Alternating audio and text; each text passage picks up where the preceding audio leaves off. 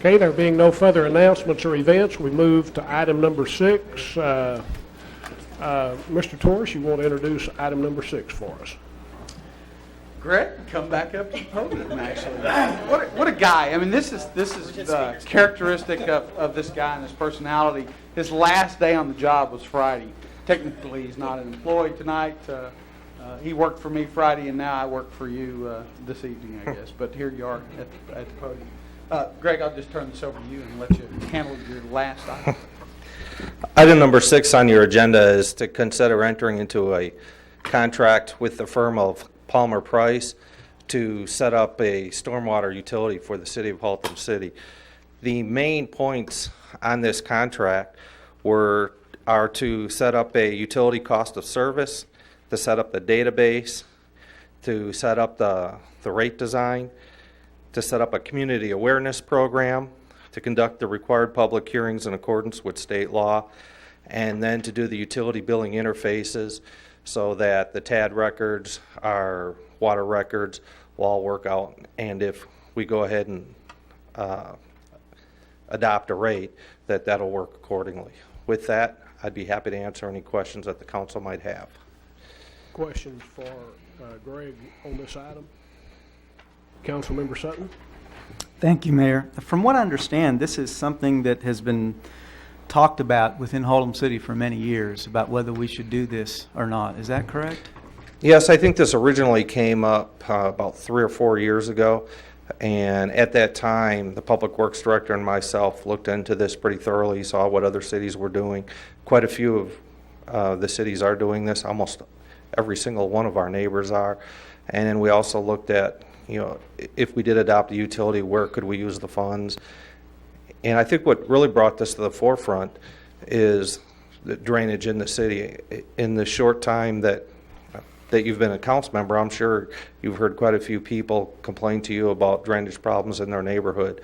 And right now the Haltom City attacks drainage problems strictly through what limited funds there are in the general fund in the annual budget. This would be an opportunity to identify additional funds to correct some of those drainage problems, and we could also use any fees collected to fund the storm drainage improvements when we reconstruct streets, which would allow general fund dollars to go further to reconstruct more streets, or your bond fund dollars to go further to reconstruct streets. Additionally, some of high-profile projects that have recently come to light since Mr. Torres has arrived here is the completion of the Saucer Drive drainage situation and the Salona Circle area down on the south part of town. On that area specifically, Haltom City hired an engineering firm out of Fort Worth to study that problem.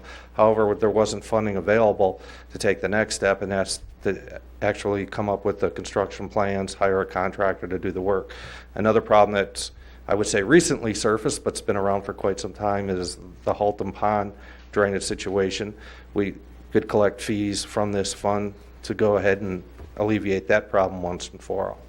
Okay, so what I understand about this is that this would actually incur an additional fee that the residents and commercial and entities within the city would then begin to pay in addition on their water bill. Is that correct? If the council so adopts, it'd be similar to the refuse fee that's on your water bill for garbage collection. Okay, and I understand that a pretty significant portion of this, based upon this resolution here, first of all, is transferred into an EDC fund. Is that correct?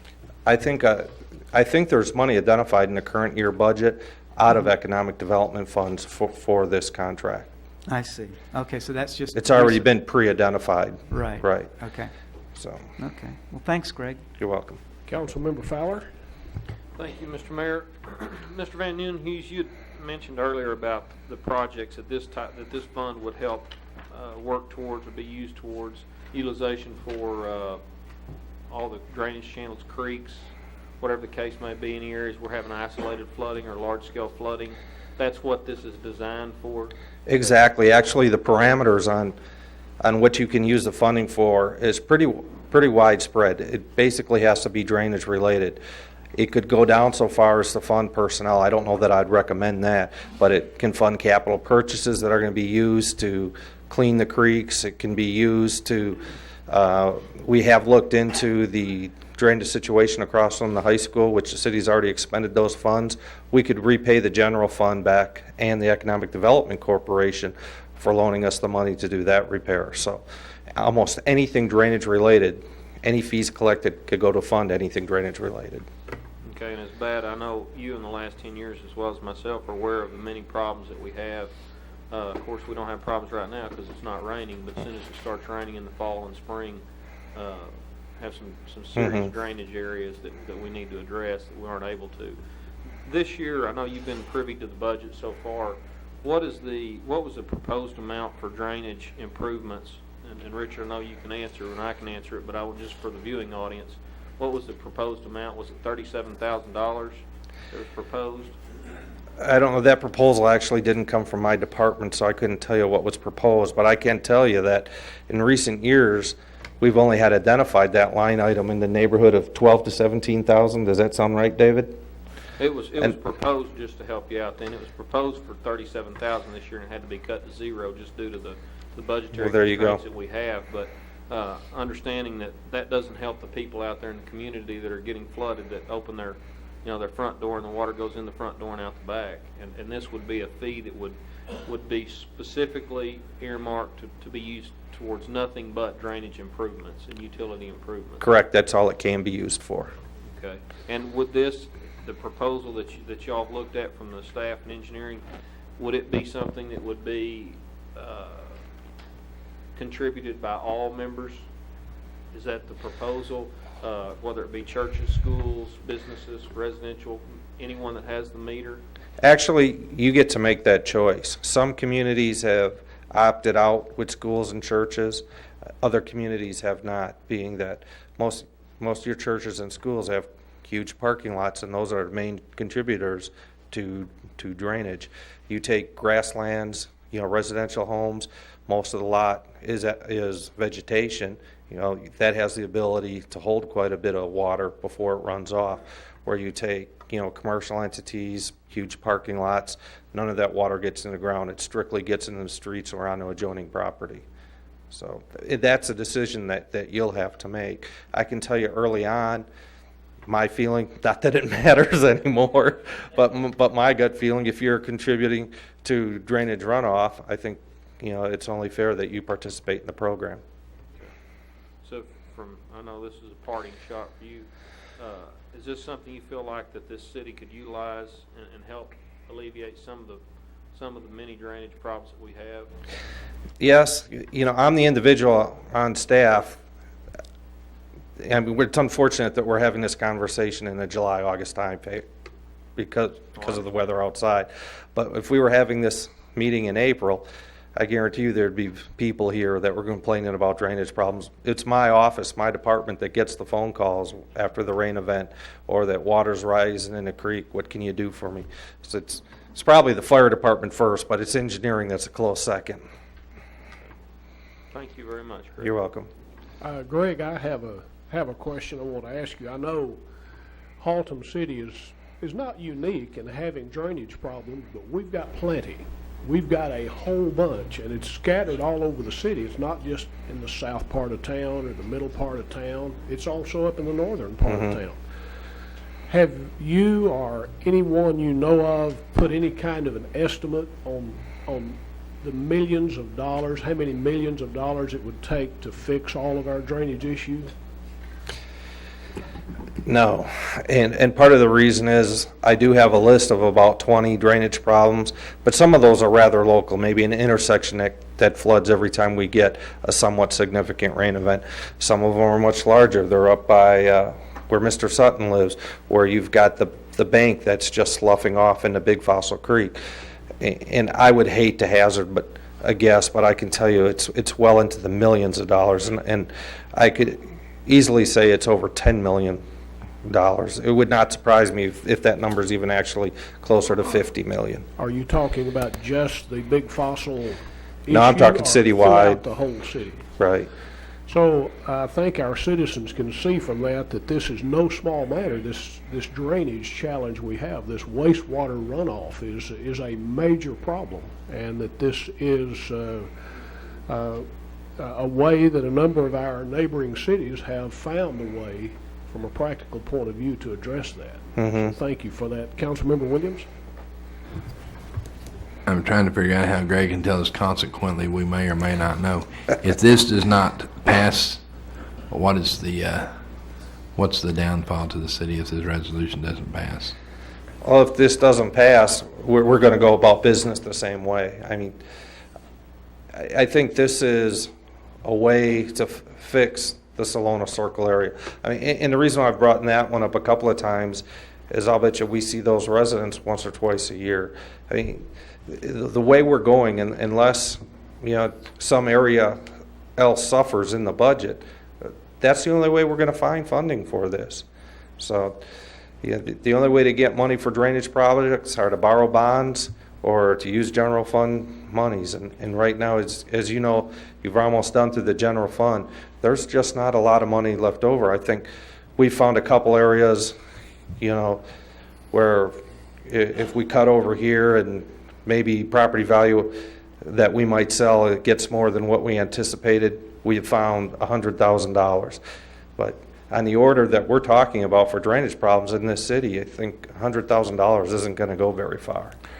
Well, you were talking that the council could put this on who they wanted to and not put it who they didn't want to. And you also brought up churches and schools. Can you think of any instances of those two entities that are contributing to water in your various floodplains, like Salona Circle? Are we getting water from a church or a school that's... Yeah, isn't it South Birdville that's on Salona that's contributing to it? But some of that, I don't know that it's fair. I don't want to come across as blaming the school. You got to understand, 30 years ago, drainage wasn't what it is now. People just built. And if you were at the bottom of the hill, you got more water. But that didn't matter when you were talking about building a residential structure on a 10-acre, 15-acre spread. But now we've got residential structures 5 to an acre. I mean, that's quite a bit more in that same area. So the runoff, consequently, is quite a bit more than what it used to be. Consequently. In other words, basically what this is just sort of an insurance policy where everyone in the city contributes and toward fixing the drainage. Sort of. It's a definite funding source so that we've got dollars identified on an annual basis. It's like a capital improvements program for drainage is exactly what it is. And it may catch you off guard. Richland Hills, I didn't know you were 29 when they hired you, so you were a little boy when Richland Hills was flooding. And they probably still have some water problems. Do you know if they have this in effect? Yes, and their rate's $3 per residential customer. You know the commercial rate? I think that's $19.45 per commercial entity.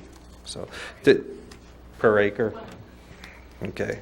Okay, let's take my business for instance. If we went with their rate, my rate would be 19. If you have 1 acre, correct. If you have an acre and a half, it would be roughly $30. I think we're going to get somebody to come help us. The information that was in the package. This is Diane Palmer of Palmer Price. She's a lot more knowledgeable on this subject than I am. The information that was provided to you. Ms. Palmer, if you from a- will, get oh, closer sorry. to the microphone. The information that was provided in your packet was from a survey that we completed in January of just what the rates were for surrounding communities. And it was standardized such that it's a typical, quote unquote, single family residence and then a typical small business, if you will, and standardized at an acre. A very large Target, for instance, might pay substantially more, and a real small mom and pop corner grocery store might pay less than an acre, particularly if they're not on an acre. I fall in the mom and pop. I've got a little over a third of an acre, so Right. where would I fall in that? Well, we as we go through and collect the information on the cost and how much we're trying to set rates for from this fee, then we will propose to you some possible rate designs, and there's several ways to do it. Not every city is doing it exactly the same. The law gives you some leeway to look at it in different ways. Typically, for commercial properties, it's either calculated precisely for the commercial property based on your square footage versus a large Target, or there may be an opportunity to tier the rates, such there might be a small business rate, medium-sized business rate, very large business rate. And we will, when we gather the data and we know what the possible opportunities are and how you can look at it, then we can present those to you and you can review that. the $19 caught my attention because I've been in the same business for 20 years. When I moved in, my water bill ran about $17 a month. I have a restroom with a restroom and a place to wash your hands. Sink. Thank you. And it's escalated to, my water bill runs about $19.50 a month. So if we put that in there, then my water bill would run $38 a month. Potentially.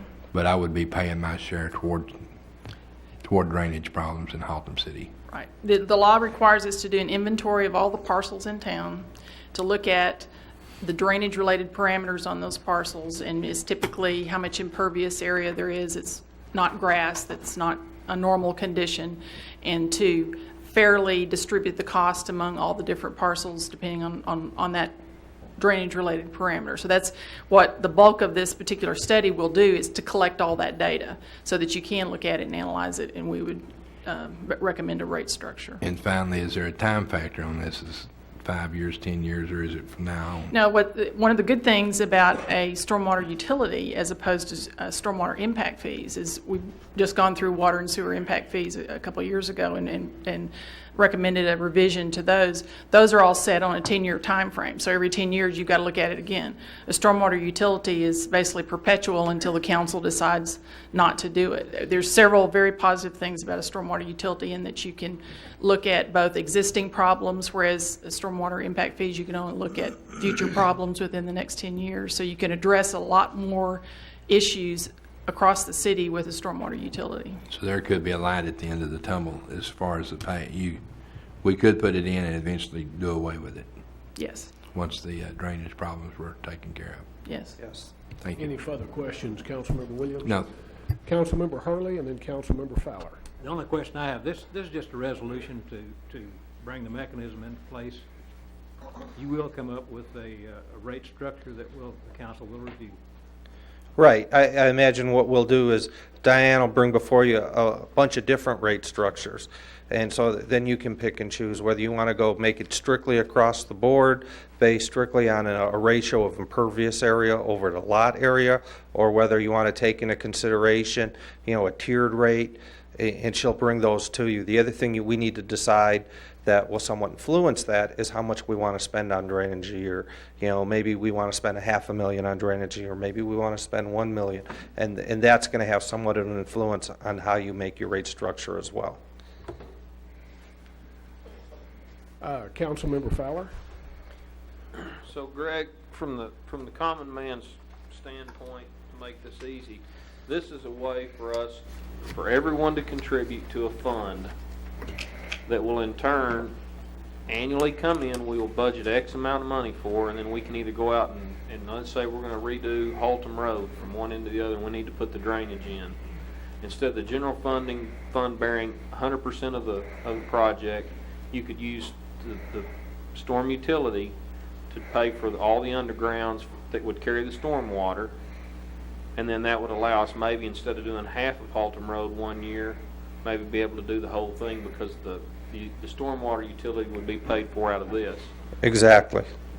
And so this would allow us an opportunity to go out to bonding companies or anything else and say we generate $150,000 a year in our stormwater utility, in our storm, or whatever we're going to call it, and then we're able to go out and borrow $2 million for 4 years and do a bunch of projects up front in order to Exactly. You can do it. You can either go spend as you collect it, or you can borrow against it. And again, that's your option. But this is really the only mechanism and opportunity that we have to fix the magnitude, as you explained earlier, of drainage problems that we have. This is the only opportunity Right. we really have to do that.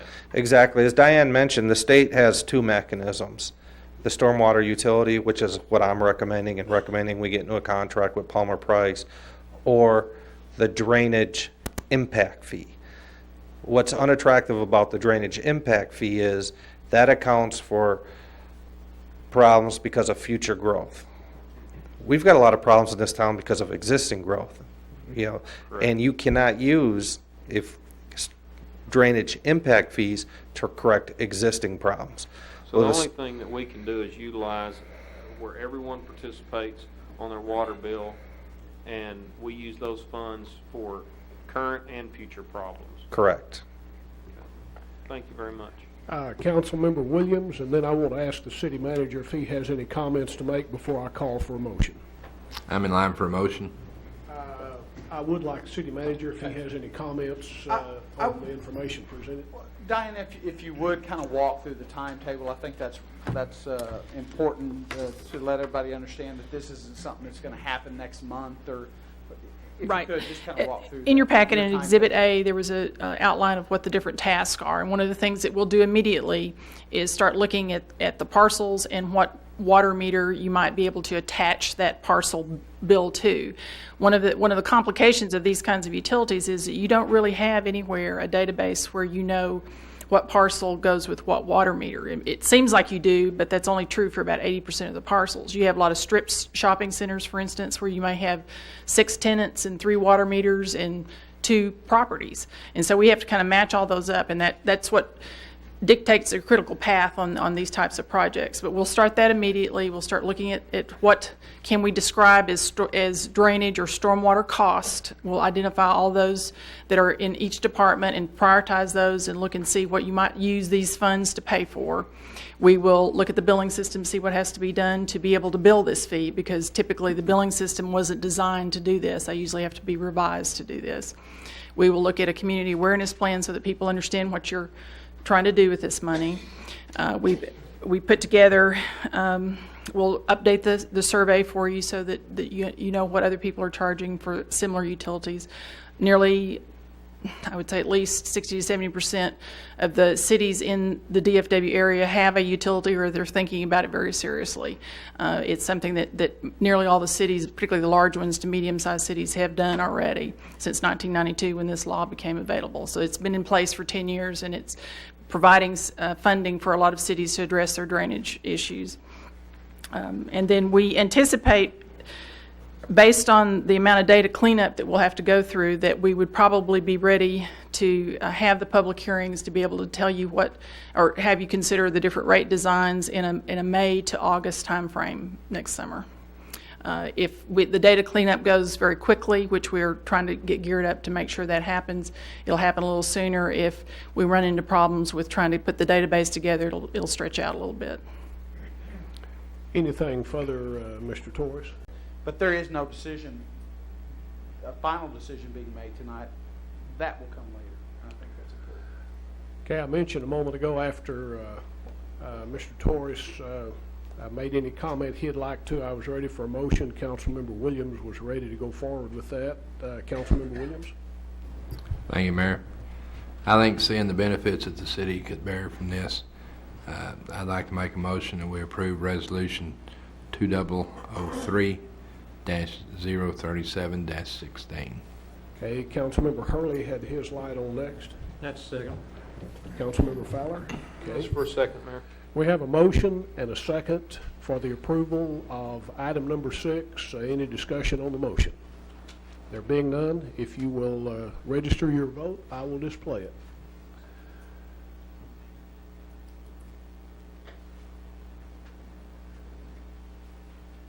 Ms. Staub, you have recorded the vote. Normally, we stop to take a break about an hour to an hour and a half along the way. Members of the council, you want to do that before we get into the item number 7? Let's take 10 minutes. We'll be back at 15 till 9.